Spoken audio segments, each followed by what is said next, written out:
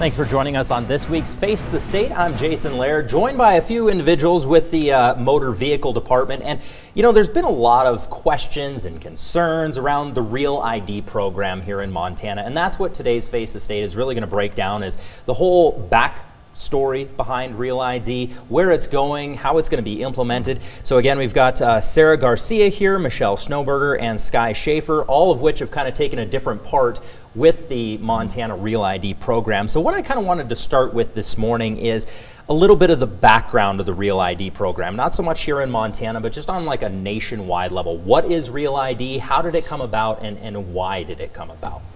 Sure, Jason. The Real ID Act was passed by Congress in 2005, where they enacted the 9/11 Commission's recommendation that the federal government set standards for issuance of sources of identification such as driver's licenses. Right. So that act was passed, and then after that, states have started to implement soon after within their individual states the Real ID Act. And what was kind of the goal? Obviously 9/11 was kind of the driving force behind that, but what is the overall goal, I guess, with a Real ID? Sure. The overall goal of the act was to provide an identification for people when they're accessing federal facilities, entering nuclear power plants, and then, of course, the more common reason that most of us are aware of is for boarding a commercial airliner. Right. So really taking that a step further with airline and air travel and whatnot. Now, without that Real ID, if you don't have a passport, your old driver's license basically isn't going to get you there, correct? That's correct, Jason. There are several forms of identification that you'll be able to use other than a Real ID. Not everybody possesses those, and they'll have to kind of figure out for themselves if they already have one of those. But the primary identification type for air travel, which is what's most commonly going to be why people will want a Real ID, is this Real ID driver's license. Gotcha. And what makes the Real ID different than your normal driver's license? I mean, yeah, there's a little bit of a look difference, you know, but I mean, what's the whole basis of this thing? Why is it so much different, and how is it different? Sure. Jason, so the requirements to be able to issue a Real ID, we have a limited number of documents that we can review and accept in order for you to prove who you are. Gotcha. So for most Montanans, that is either a passport or a U.S. birth certificate. And so once we get those documents from you, you also then, that will show your name, date of birth, authorized presence to be in the United States, and then we also need to show that you have verified with Social Security and that we have 2 forms of your residency. So those documents together will allow us to issue that Real ID. Gotcha. So in other words, there's a lot more of a checks and balances system. Is that, I guess, the right way of putting it, behind the Real ID versus your normal driver's license? So there are just more limited ways that you can prove your identity. Gotcha. So in Montana right now, there are lots of different ways that you can prove your identity, but to get a Real ID, they're very limited. Okay, gotcha. So besides the ability to, or the more in-depth, I guess, check process or whatnot to get that Real ID, how is it more secure? Or is it just because of the process to get one? So the physical driver's license or identification card is basically the same that we currently use. So Montana right now has 28 different security features on our regular driver's license. And that can include holograms, the type of ink that we use, the micro printing. That will not change between a regular driver's license and a Real ID. What will happen is that the Real ID will have a star on it, a gold star, and if you're receiving one starting next week that is not Real ID, it will say not for federal identification purposes on the actual card. Gotcha. Okay, so in other words, to really kind of break this down so people can kind of understand, is it's a lot harder to get this ID. In other words, it's a lot more difficult to verify who you are to get this ID, and then once that ID is given, really the only physical difference is going to be the little star in the corner. Other than that, it's still going to look like a Montana driver's license for the most part. That's correct. Okay, gotcha. And now, are these Real IDs physically consistent across the board? Do they all look pretty same state to state, or is it still kind of a state thing where, Montana has a Montana look and say Colorado has a Colorado look? Or So I believe that most states have gone to that gold star, but states have been able to, they can apply to the Department of Homeland Security for their own like branding of that. But I believe that currently most states are using that gold star. Gotcha. So another question that's kind of come up with the Real ID program is, obviously it started back in, following 9/11. That was quite some time ago. So what has taken Montana a little bit longer to start implementing this policy? So in 2007, the Montana legislature actually passed a law that statutorily prohibited Montana from becoming Real ID compliant. So basically since 2007, there's been no movement on that for us to allow us to implement Real ID. During the 2017 legislative session, the legislature actually passed a law allowing us to implement Real ID, and with the start date of January of 2019. So we have been working for the last 18 months approximately on getting prepared to implement Real ID, and so we will start issuing our first cards to the general public on January 7th. And what have some of the major holdups been in trying to get this thing passed? I mean, not a lot of time either. Right. Well, for the Motor Vehicle Division, we have actually, I think, been positioned pretty well since it's been passed. We worked very hard with our staff internally to get things moving. I think on our end, the lift was somewhat heavy internally, but I feel like we're prepared and ready to go with the preparation. We had to purchase all new scanners for all of our stations because now we're imaging those documents on the spot when people come in. We've had to plus up our staffing. We've hired 14 additional positions that are kind of a temporary modified position. And then we've had to train them all, and it takes some time to do that. But essentially, I think we've done what we needed to do in the last 18 months to get ready. And when we open those doors on Monday for people who want to come in and get those IDs, we're going to be prepared. Ready to rock and roll. And one thing that we kind of talked about before the program here was, at least we've had the ability to kind of see other states and their process. So kind of talk a little bit about how, watching other states, maybe some of their struggles and what they had to go through contributed to helping us, I guess, with our program. Well, I think that there's always lessons learned that you can draw from when someone else has gone through the process before. I think learning, what kind of staffing levels, looking at states that are similar in size, population-wise, and similar in geographical dispersion. I would use New Mexico as a good example. They have about 1 million more people, but they're primarily an agricultural state that's geographically dispersed like we are in many ways. So learning from them about how to not to make sure that we have the right staffing levels, to make ourselves look more like a business so we can address those needs where we need them, when we need them for staff. I think making sure that we have the right equipment, talking to them about what works and what didn't work for them. And then also, I think, making sure that the public is informed of what we're getting ready to do and what it means to them, and giving them tools and opportunities to inform themselves so that they make the best decision for themselves on whether they need a Real ID or if they don't need one. Gotcha. And when it comes to getting that Real ID, what is the cost involved? Is it a one cost across the board? Is it, county by county? How is that going to work? Sure, I think Michelle would be good to answer that. So in general, if you're coming in for a first time Real ID, it's the very first time that you're getting that additional cost will be $50. Okay. For people who are in their general renewal period for their driver's license or for that time period, so basically 6 months before the expiration of your driver's license or identification card, up to 3 months of your grace period after that. If you're getting it within that time period, it's $25. Gotcha. And then once you get it at your renewals, that will be $25 fee as well. I would just recommend, though, that people go out and look at our website, which is mtrealid.gov. It's a very user-friendly, and we have a great part of that, which is our chatbot, which people can actually go through and follow and get exactly their cost. They can put in their expiration date, when they're going to get the Real ID, and it will calculate that fee for them.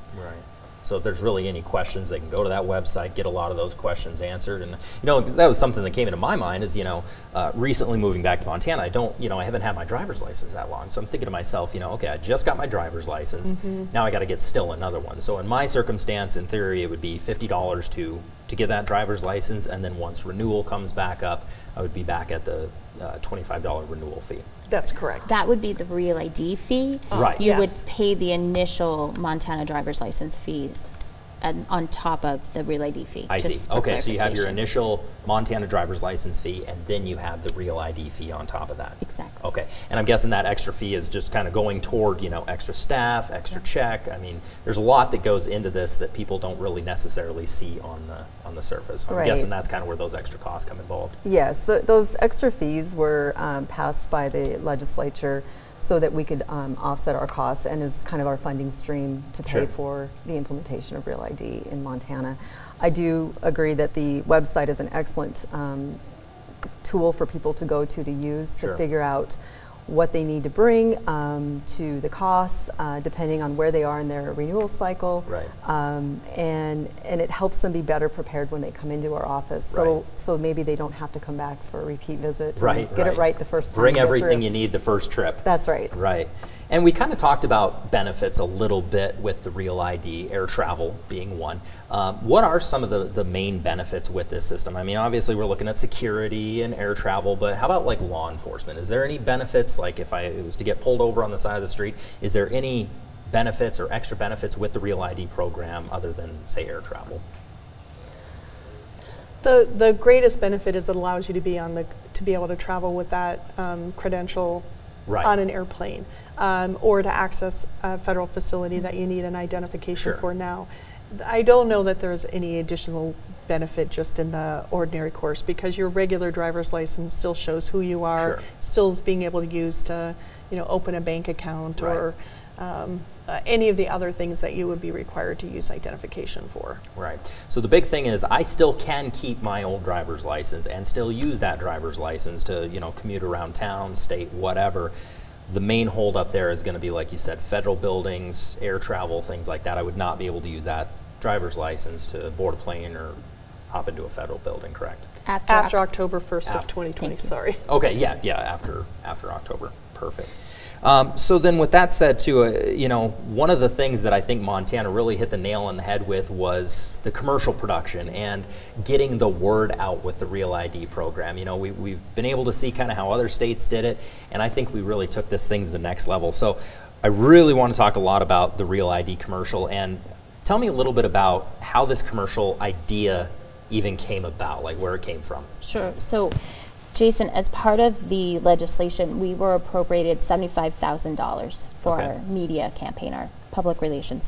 And as you know, that's not a lot of money when you're Right. trying to communicate to the citizens of Montana and Right. getting it out there in multiple forms. And so we were trying to be creative and how we could best use the $75,000. And Bob Pesta, a former employee of ours, recommended looking at the colleges.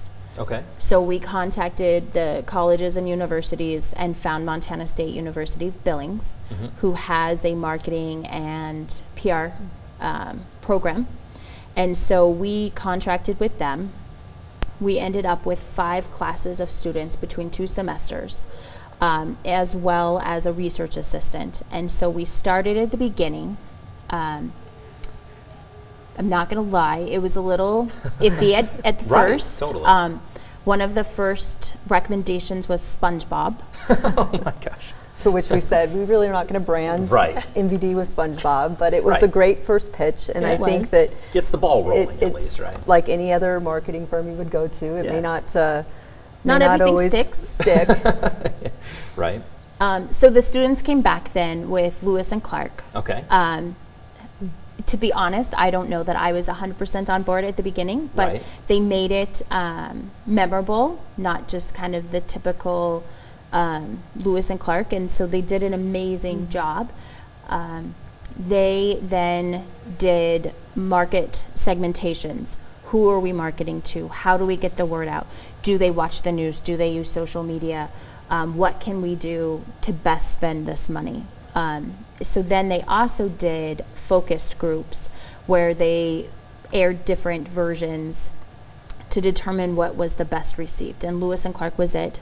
We obviously bought in on it as well. The students drove the production. They found media firms to do the directing and the editing and all of that. They found the actors. They lined up the airport. We actually used the Billings Airport. Okay.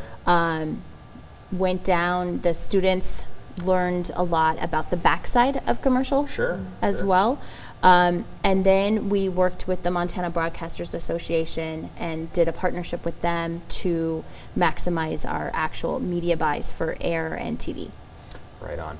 And so how long was this process? I mean, this had to have been a pretty extensive process to put together a commercial of this quality and so many different mediums. I mean, it wasn't just TV, it wasn't just radio. I mean, it was all over the place. So what was kind of the process and the depth of that? So as soon as the legislation passed, we started looking. And so the summer of 17, we reached out to MSU Billings. Okay. And so that fall semester was when we started. Okay. And then we finished in the spring of 18. Okay. So the commercials, everything was wrapped in approximately April or May. Okay. And then we were waiting to start the actual campaign.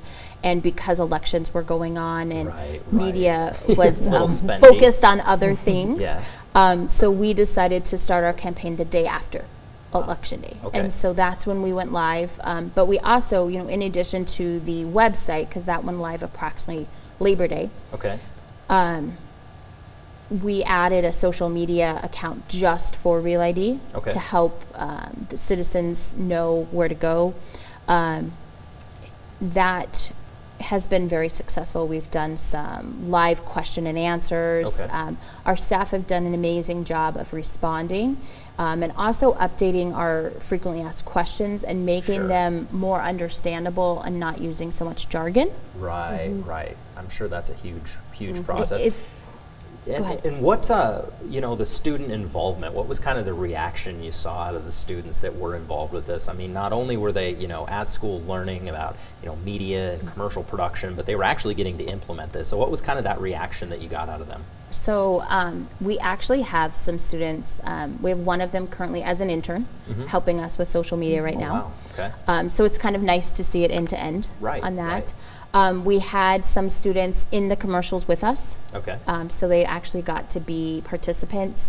They then were on social media talking to their friends and family about Real ID and giving them information, because all of this information we had to inform the students on, so they then could turn around and add that as part of our commercials. Gotcha. And those commercials actually chalking up a couple of awards and nominations. Talk a little bit about awards won and some of those nominations as well. So we've won a national award from Securing Identities about the campaign that we've implemented for Real ID.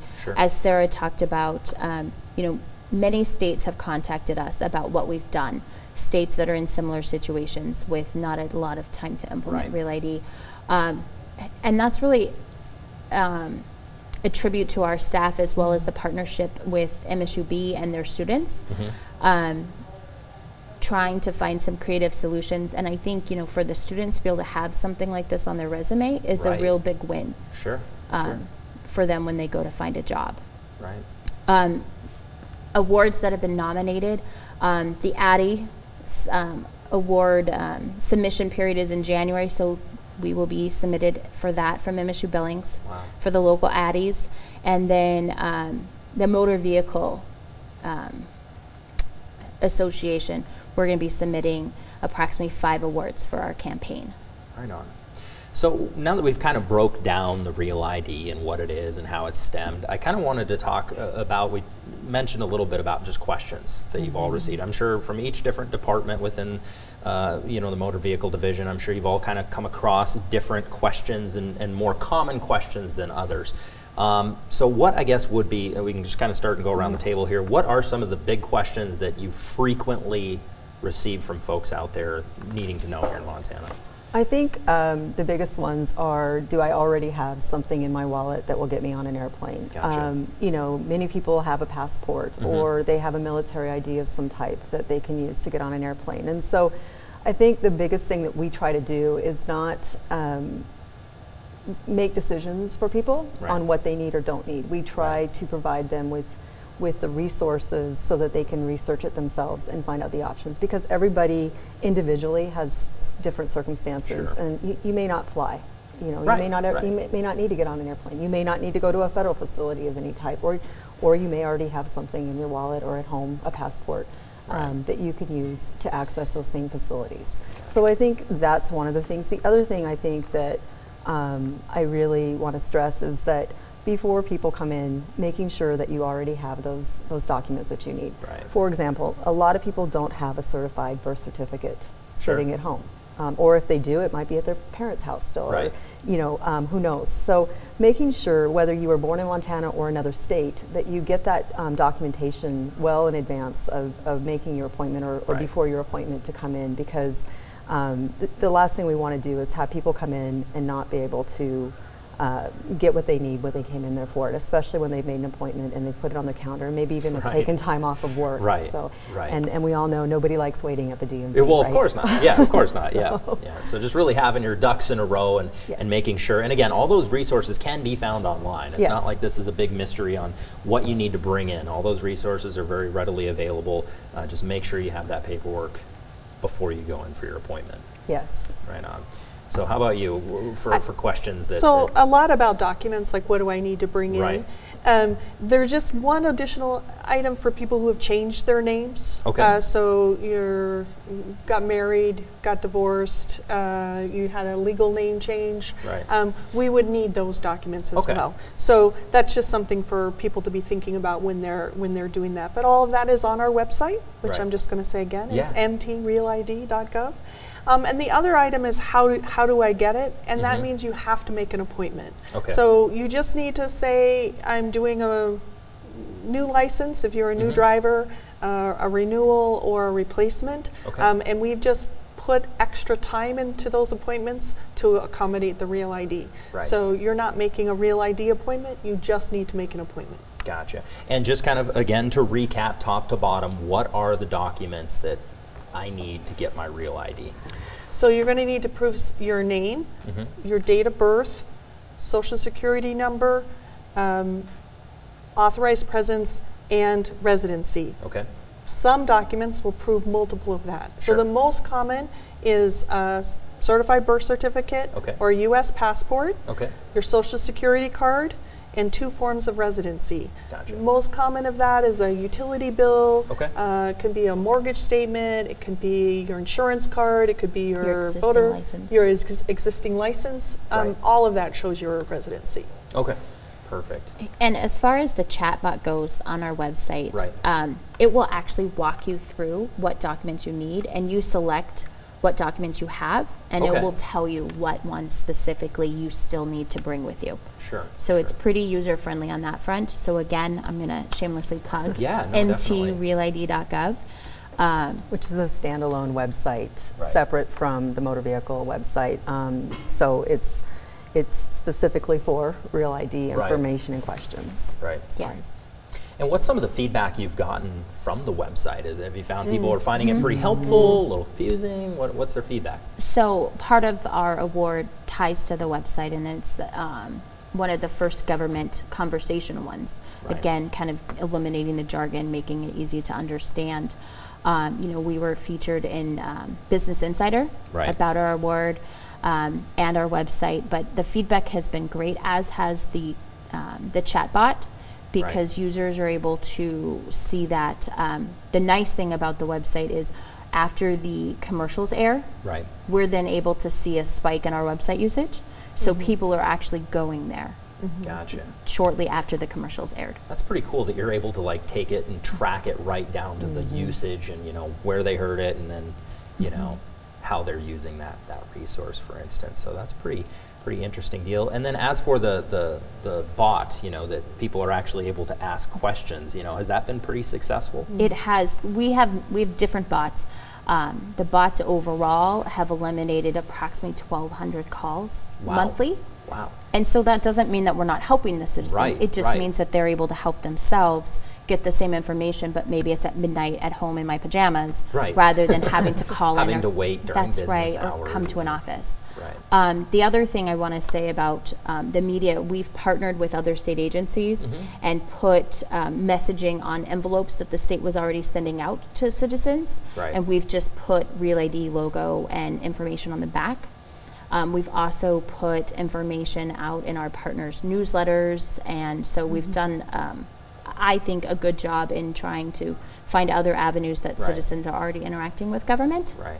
Well, and the nice thing too, just from kind of the outside looking in, is it hasn't really been a secret. The Real ID program, since Montana's looking to implement it, and I think that really speaks to success from the commercial campaign, is it's not a secret. It's people have the resources out there to really determine and make that right decision on whether they need it, whether they don't, and how to go about getting it, which has been very helpful. So kind of the last thing I wanted to wrap up with here is, on a personal note, at this point in your career and everything like that, to be able to work on a program like this, I mean, this is no small venture, to completely switch an ID program in a state. So again, just kind of around the table, start with you, Sarah.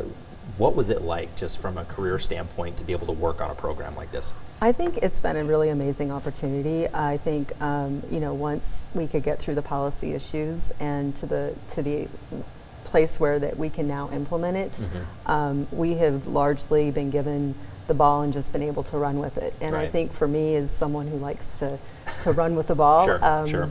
That's been very rewarding. I think what I'm most proud about this whole project is that we've primarily done this with internal staff in motor vehicle division and students. And that's not a small task, and I really want to credit my staff in motor vehicle division and MSUB students and faculty that helped with this, because to see it kind of go to fruition in the short amount of time that we had really is amazing. I think next week, we're ready, but we want, there's always some apprehension about how many people are going to walk in the door, because that is a question that we get asked a lot is, well, how many people are going to come in and get this? We really don't know. I mean, we can try to gauge it based on surveys and questionnaires, but we don't really know. And so to kind of see it proofed next week will be really exciting. And I think